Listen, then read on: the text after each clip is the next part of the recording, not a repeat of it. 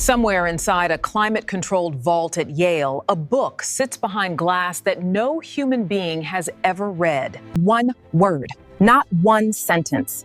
Cryptographers who cracked Nazi codes in World War II looked at its pages and walked away empty-handed, written inside a book that has defeated every code breaker who has ever tried it.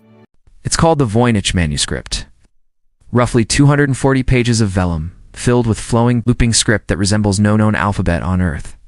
Beside the text, strange botanical drawings, plants with roots like veins and petals like nothing found in any garden. Naked women bathe in green pools connected by tubes. Circular diagrams sprawl. Across fold-out pages, dense with symbols that mean nothing to anyone who has studied them. In 2009, scientists at the University of Arizona took a sliver of the vellum and ran it through radiocarbon dating. The result placed the animal skins used to make the book between 1404 and 1438. Early 15th century. That's not a guess. It's physics. Measuring the decay of carbon inside the parchment itself. Think about that for a second. This book has survived 600 years. Passed through the hands of Holy Roman emperors, alchemists, and Jesuit scholars, and not one of them could read it either. The manuscript takes its name from Wilfrid Voynich, a Polish-American book dealer who acquired it in 1912 from a Jesuit college in Italy. Before that, its trail runs cold and strange. Letters from the 1600s mention a manuscript matching its description in the collection of Emperor Rudolf II of Prague, a ruler obsessed with alchemy and the occult. He may have paid a small fortune for it. He never explained what it said. Now here's where it gets interesting. Cryptographers assumed a cipher. The thing was made to be broken. William Friedman, the man who broke codes during World War II, spent decades of his spare time on the Voynich script. He died without an answer. The U.S. Navy's own code-breaking division took a pass at it during the Cold War. Nothing. If you're wondering why this book keeps pulling people back in, you're not the only one, and if it's pulling you in too, subscribing means you won't miss where this story goes next. Modern linguists brought statistics into the fight. They ran the text through the same mathematical analysis used to identify real human languages: word, frequency, letter patterns, the rhythm of how symbols repeat.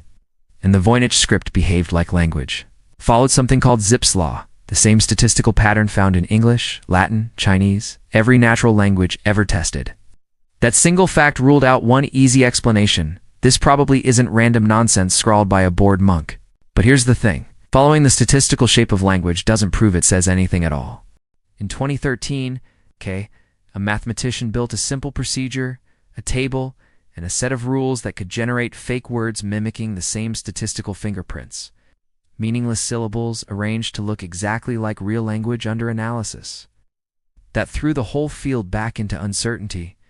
If a machine with no intelligence behind it could fake the pattern, how would anyone tell the difference between a lost language and an extremely convincing hoax?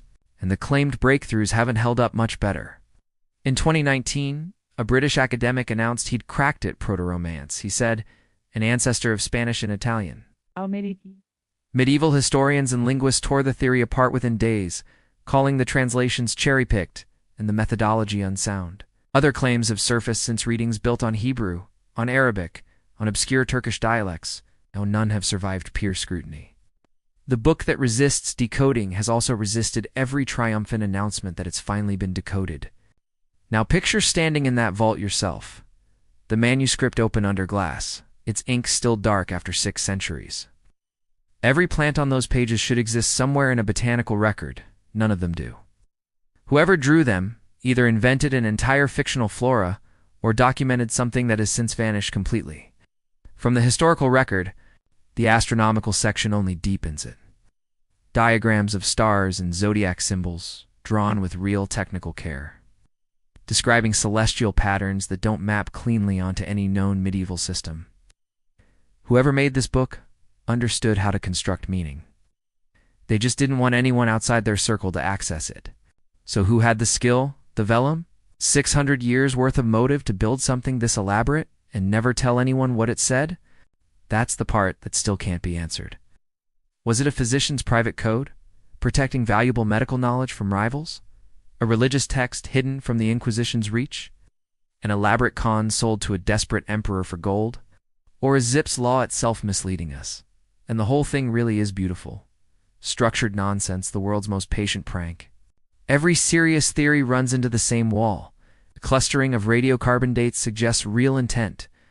Someone slaughtered a herd of calves specifically to make this book, all around the same year.